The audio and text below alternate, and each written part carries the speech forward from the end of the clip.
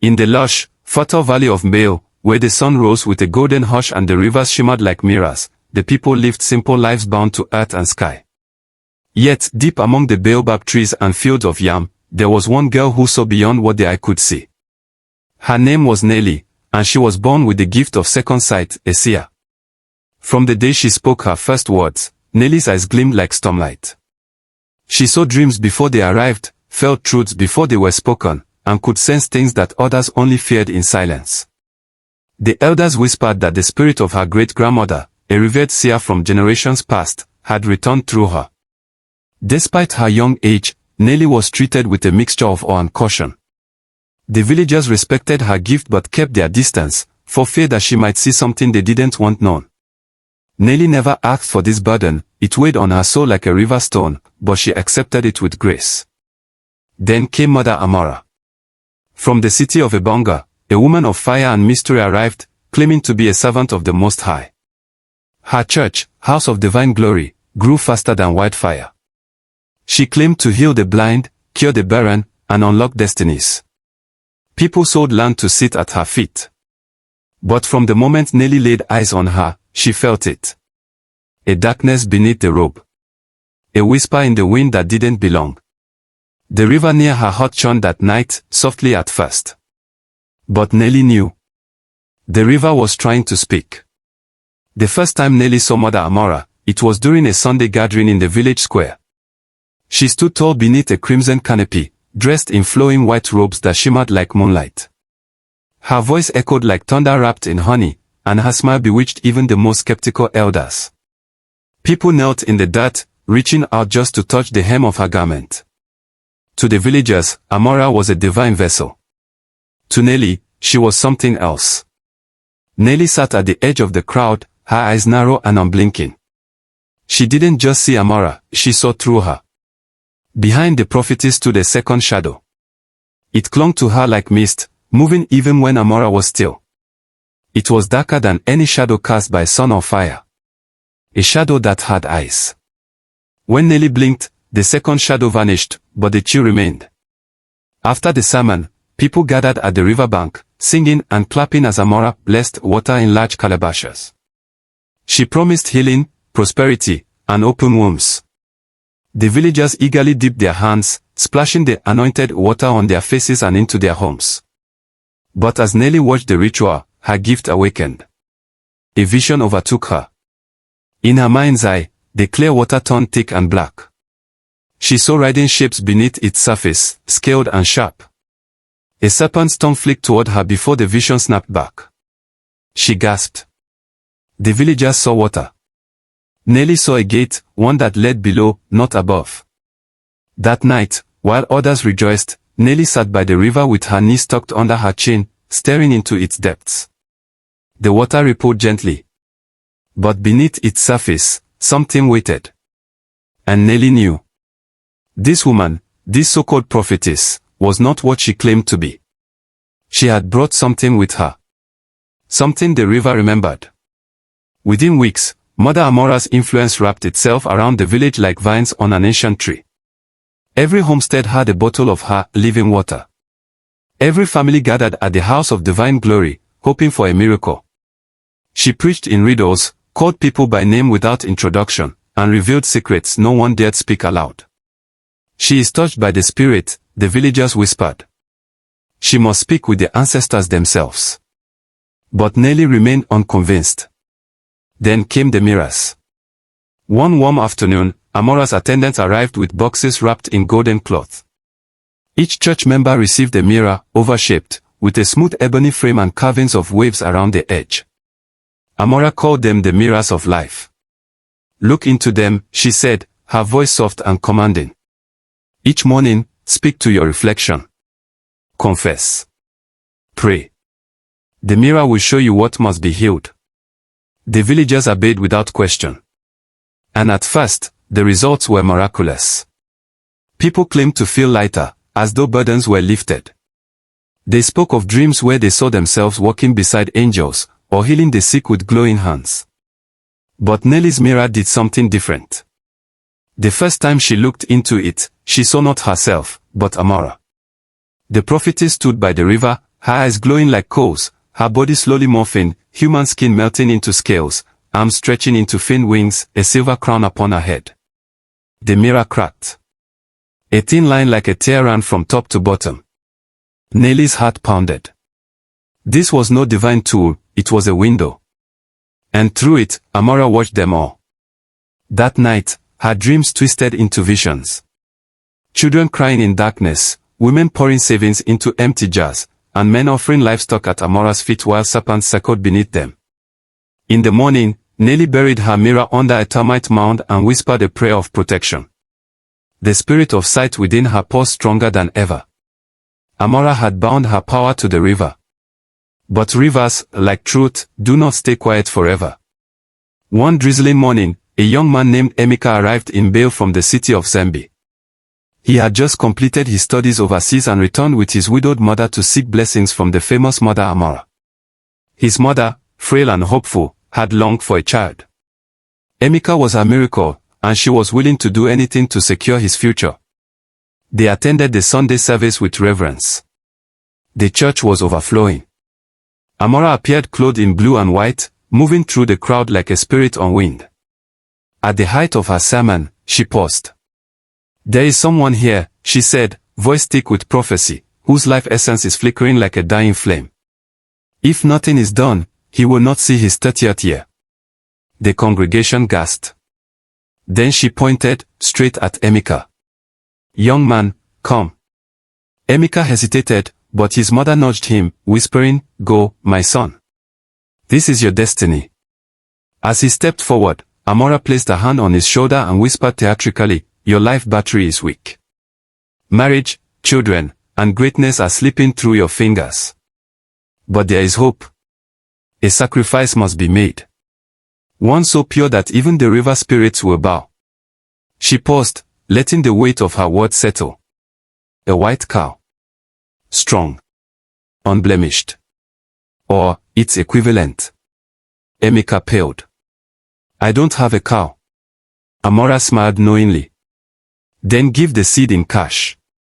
I will offer it on your behalf." His mother wept. "Do it, Emeka. Do not tempt fate." Pressed by fear and belief, Emeka scribbled a large check. The church erupted in praise. Amora blessed him, proclaiming his destiny secured. But Nelly, watching silently from the corner, saw the flicker of deceit. That evening, while the villagers believed the cow had been purchased, Nelly followed one of Amora's aides. She saw him deliver the check, not to a herder or altar, but to the builders at Amora's second mansion near the forest edge. There was no sacrifice. Only more stone. More gold. More lies. Nelly clutched her chest. The spirits were right. Amora was feeding something, but it wasn't God. By now, Nelly's dreams were no longer whispers, they were warnings. Every night, the river Naivoko called to her, its waters trembling with secrets. Shadows danced in its current, and voices echoed like drums through misty moonlight. The river, which once sang gentle lullabies, now paused with sorrow and rage. She awoke one night with a sharp cry, a vision seared into her mind, Amora, standing beneath the crescent moon, shedding her skin by the riverbank. Beneath the flesh was not a woman, but a creature. Scaled, glistening, ancient. A serpent queen. Nelly knew she had to see it for herself. On the next moonless night, she wrapped herself in a dark shawl and crept through the tall elephant grass near the river. The air was thick with silence, as if the forest itself held its breath. Then she saw her. Amora emerged from her mansion like a phantom, dressed in ceremonial white, barefoot, moving with eerie grace. She walked straight to the river's edge, her arms lifted as she chanted in a language older than the trees. Suddenly, her body began to shimmer. Nelly froze. Before her eyes, Amora's human form gave way to something monstrous. Her legs fused into a single tail, scales rising along her back, her face contorting into something sharp and regal. Her eyes glowed a piercing green as she slipped into the river without a sound, vanishing beneath the black surface. Nelly fell to her knees, trembling. The truth was worse than she feared. Amora was not merely deceiving the people, she was bound to the marine spirits of the deep. and the river. It was not a blessing. It was a portal. That night, Nelly returned home and poured a circle of salt around her mat. Her grandmother's spirit whispered from the veil. You have seen what must not be unseen. But remember, child, vision is only half the gift. The other half is courage. Nelly knew what must come next. The people had to know. In the days that followed, Nelly walked through Bale like a ghost among the living. The villagers chanted praises, danced under the rising sun, and shared testimonies of so-called miracles from Mother Amora. But Nelly saw the strings behind the spectacle.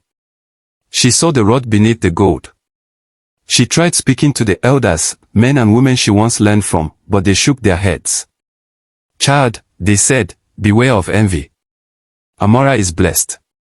Do not speak against what you don't understand. Even her uncle, the village drum maker, whispered a warning, accusing the prophetess is not just dangerous, it's a death sentence. But Nelly would not stop. Her spirit would not let her rest. She began to keep notes, documenting each false prophecy, each transaction, each person who came away worse than they arrived. She followed Amora's aides at dusk, watched where the offerings went, tracked those who claimed healing but relapsed days later. One morning, she approached a woman named Mama Ajwa, whose daughter had given her life savings for a bottle of divine womb oil. The girl had collapsed days later from hunger. They say it was her time, Mama Ajwa said. No, Nelly whispered. It was stolen time. That evening, she returned to the riverbank. But not to spy. To pray. Kneeling in the red earth, she cried out to the spirits of her ancestors. Show me the path. I cannot unsee the truth, but I am only one voice. The wind rustled the tall grass, and the river lapped gently at the stones. Then came a whisper, not from the outside, but from within. Expose her in the place she reigns. But do not go alone. Nelly understood. The battle ahead would be one of truth versus illusion. But the river had shown her, even darkness must retreat when light stands firm. She would go to the people. But first, she would gather evidence that even Amora could not silence. The following Sunday, the house of divine glory was packed tighter than ever. Word had spread that Mother Amora would reveal a powerful secret from the heavens. Nelly, cloaked in plain wrappers, entered quietly through the side entrance. In her satchel were three things: a tiny spirit charm from her grandmother's old trunk, a god of river water she'd secretly collected the night Amora transformed, and a hand-carved whistle used only in sacred rites of truth. The service began with fiery worship. Drums beat like thunder. People wept and swayed, hands lifted toward the ceiling. Amora ascended the altar like a queen, glowing with confidence. Then her eyes met Nelly's. For the first time, Amora faltered. Nelly's spirit surged. Her seer sight fled as she looked around the crowd. She saw enchantment draped like veils over the people's eyes. Chains made of fear, not iron, bound them. But she also saw cracks, little glimmers of doubt, especially in the faces of those who had given too much and received too little. Amora raised her hands. Today, she boomed, the Lord will expose a hidden traitor among us. A cold hush fell. Then, with dramatic flair, she turned toward Nelly. You, she said, her voice like velvet dipped in venom. Come forward, child. Nelly stood, her heart pounding. The charm burned faintly against her chest. Amora continued, the Lord has shown me you carry a burden. I can help lift it. Nelly took a deep breath and stepped forward. As she reached the altar, she spoke, not in fear, but in truth. You see a burden. I see a serpent, she said clearly, her voice steady. You hide behind prophecy, but the river knows your name. Gasps rippled through the crowd. Amora's eyes narrowed. You play with fire, girl. Nelly pulled out the sacred whistle, placing it between her lips. With one blow, a high, piercing sound filled the air, ancient, pure, untainted. The ground beneath the altar trembled. Some screamed. Others fell silent. And in that moment, even Mother Amora's robe seemed to ripple, like something hidden beneath was stirring. The light had cracked the illusion. Now, The battle had truly begun. The sacred whistle's echo hung in the air like the last breath before a storm. The drum stopped. The dancers froze. Mother Amora's expression hardened, but her eyes shimmered with something new. Fear. Nelly stood firm before her, the ancient charm glowing faintly beneath her blouse. Then the gourd in her satchel began to tremble. She pulled it out and poured the river water onto the altar's edge. The water sizzled on the polished wood, releasing a faint hiss. From the congregation, murmurs rose. What is that? Why does it burn? After the great unmasking, Baal was never the same. The once celebrated house of divine glory stood abandoned, its tall iron gates swaying in the wind. Amora's golden banners were torn down, and her aides scattered like dry leaves in harmattan. Some villagers wept, ashamed of the things they had believed. Others burned their mirrors and oil bottles in angry bonfires at the town square. But for Nelly, the silence that followed was more haunting than the chaos. The river no longer whispered. The dream stopped. Even the spirits in the wind seemed to retreat. For days, Nelly remained indoors, her voice hoarse from the revelations and her spirit one thing. She had exposed the truth, yes, but the serpent had not been defeated. Amora had vanished, not died. And with creatures like her, absence was never the end. One night, Nelly wandered to the riverbank once more. The moon hung low, casting long shadows over the water. She knelt, touching the river's surface gently. Where has she gone? She whispered. Has the battle ended, or has it only shifted to darker places? The water did not answer. Instead, a breeze stirred the grass, and with it came a single word, carried like a breath from beyond. Below. Nelly's eyes widened. She realized then that Amora had returned to her origin, the underwater kingdom of Nyarvoko, to seek refuge or vengeance. And if she emerged again, it would not be as a prophetess but as something fully reborn in darkness. That night, Nelly climbed the hill overlooking the village and lit a sacred fire using her grandmother's last charm. The flames rose blue, a sign that her vision remained. She had one chapter left to fulfill. Not just to reveal the serpent, but to banish it forever. The villagers gathered in silence as the flames from Nelly's sacred fire reached the skies. They had seen the robes left behind. They had heard the hiss of burning river water. And though many were afraid, they no longer looked at Nelly as just a girl. She was their seer, their protector. But Nelly knew the work was unfinished. The river had spoken. Amora had returned to the depth of Nyarvoko, the cursed underwater kingdom that birthed her second form. If left unchecked, she would rise again, stronger and more vengeful. So Nelly returned once more to the riverbank, this time not in secrecy, but in full daylight. Behind her, villagers gathered. Elders, mothers, youths, all holding hands in unity. All ready to see the curse undone. Standing at the edge of the water, Nelly wore the ancestral robe of fire, a garment blessed by seers past. In her hand, she held the final charm, a carved ivory totem soaked in true truth, wrapped in her grandmother's hair. She raised it to the sky. By the spirits of the river, by the ancestors of this land, and by the fire of truth, I call you forth, Amora. No longer shall you hide beneath the veil of holiness. No longer shall you deceive the innocent. The river stirred. Bubbles rose. The water frothed. Then she emerged. Amora's form towered above the surface, scaled and glistening, crowned with coral and bone. Her voice cracked through the sky. You dare challenge me, child of earth? But Nelly did not flinch. I challenge the lie. I cast down the mask. I seal your gate. With those words, she threw the ivory totem into the water. The river screamed. Waves crashed upward. Thunder boomed overhead. Then, light burst from beneath the surface, and a great wind hurled Amora back into the depths. A final shriek tore through the sky. And silence followed. The waters calmed. The sky cleared. The serpent was gone. That evening, the village rejoiced. The house of divine glory was torn down, stone by stone, and in its place, a circle of light was built, a gathering ground for stories, truth, and healing.